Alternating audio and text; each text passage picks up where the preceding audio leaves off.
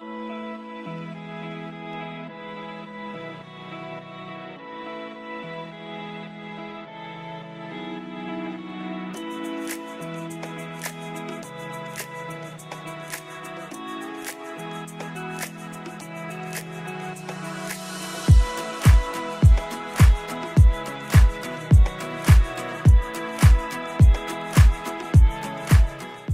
c'est pas très connu et même dans le budget, c'est pas très aimé parce que la mondeuse parfois elle est très tannique. C'est au niveau de la vinification hein, c'est nous qui choisissons combien de tanins on extrait du jus. Hein.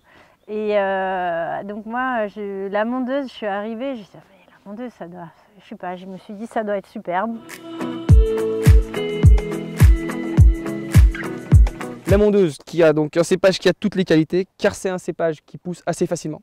C'est un cépage qui ne craint pas les aléas climatiques. Comme là, on a eu le gel, on peut être sûr que sur la mondeuse, on va faire le rendement. On a des petits rendements sur les mondeuses, on travaille sur 30-35 hectolitres hectare, mais on est sûr de pouvoir les faire. Pour nous, c'est hyper intéressant. En vinification, il y a plein de jeux à faire sur la mondeuse. Ça reste un rouge qui est super agréable à vinifier. Et après, en termes d'aromatique et de termes de structure, même sur la mondeuse, il y a plein de types de vins différents à jouer. Donc là, on en a sorti donc un nouveau, comme je disais tout à l'heure. Et c'est quelque chose, c'est un cépage d'avenir parce qu'il a besoin de chaleur pour sa maturité. Donc du coup, les nouveaux millésimes lui profitent énormément. Et à la fois, ça restera quand même toujours ce cépage alpin avec cette fin de bouche un peu rustique et qui convient très bien avec de très nombreux plats. Le nez, c'est du poivre, un poivre un peu citronné, un poivre un peu poivre sichuan. Et après, quand on démarre en bouche, on peut partir donc là sur le côté très épicé. Voilà, on est plein d'épices, le côté même un peu cuir, voilà, sur le vieillissement.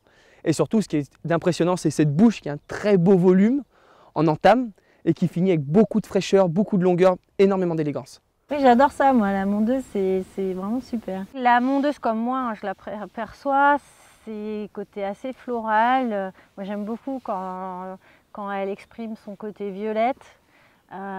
Très caractéristique. Après moi je vois la mondeuse au début hein, en élevage, ça passe vraiment par des phases, parfois ça a plus de goût, parfois c'est complètement fermé. Enfin voilà, c'est un cépage, faut pas avoir peur au début de se dire voilà mais aujourd'hui c'était super bon et là mais on a l'impression qu'on a que de la flotte ou que du tanin. C'est vraiment ce côté floral, violette, incroyable. Et c'est un cépage qui s'exprime très longtemps en fait en bouche. Ça a cette délicatesse de naviguer plus autour des fleurs et parfois un peu terreuse aussi. Et ce que j'adore c'est sa fluidité parce qu'il y a peu d'alcool, une belle acidité. Voilà, mais moi c'est les profils de vin que j'aime et c'est pour ça que je suis dans le budget. Facile, oui, il y a un joli rendement. Là, on voit après le gel, c'est pas du tout ce qui a le plus pris. Cépage tardif, en plus, c'est bien, ça laisse le temps. Si on a des gamay ou du pinot, on les ramasse avant, puis après, on s'occupe de la mondeuse après. Les fermentations se passent bien parce qu'il y a une belle acidité, peu de sucre, donc les fermentations, ça va vite. Il faut juste faire attention aux animaux qui ne la mangent pas, mais. Voilà, c'est bien rouge, bien visible, des beaux grains bien ronds, donc ça doit bien donner envie pour les oiseaux. Voilà. C'est un cépage qui est assez facile à travailler, dans le sens où il ne craint pas trop les maladies chez nous dans les coteaux ici à Cray. C'est un cépage qui ne craint pas non plus forcément le gel. Et le plus compliqué on va dire sur la mondeuse, c'est que ça demande beaucoup de travail sur le rendement. Car chaque pied de mondeuse, nous, va donner à peu près 12 raisins. Entre 10 et 12 raisins. Et nous, pour la faire bonne, on compte sur chaque pied qu'il ne reste que 5 raisins. On fait tomber tous les autres. Donc ça demande 3 passages sur la saison en verre. Sur chaque pied, on va compter sur environ entre 15 et 20 000 pieds de mondeuse. On va compter sur chaque pied pour laisser les 5 plus beaux raisins. Donc ça demande beaucoup de travail. Mais pour obtenir derrière des vins qui soient plus denses et voilà, plus concentrés. Alors c'est là que devient intéressant la mondeuse, c'est qu'on peut la mettre un peu sur les deux tableaux. C'est un vin qui est structuré de par, de toute façon, ses tanins et de sa structure générale. Voilà, c'est un vin qui est assez costaud, mais qu'on peut considérer comme étant facile dans sa jeunesse, car elle est plein de fruits et d'arômes qui sont présents tout de suite. C'est un vin qu'on peut boire une mondeuse aujourd'hui, une mondeuse 2018. Elle va être tout verte, elle va être très croquante, très facile. On peut la consommer tout de suite. Et la mondeuse, comme j'ai sorti d'ailleurs pour le repas de midi, une mondeuse qui est un peu plus vieille, une mondeuse de 2002 notamment, où on peut avoir des vieilles mondeuses qui ont 20 ans, qui ont 15 ans, et où là, voilà, on va repartir sur la finesse, l'élégance du cépage mondeuse, où là, voilà, on va avoir une palette aromatique qui va se développer exceptionnelle.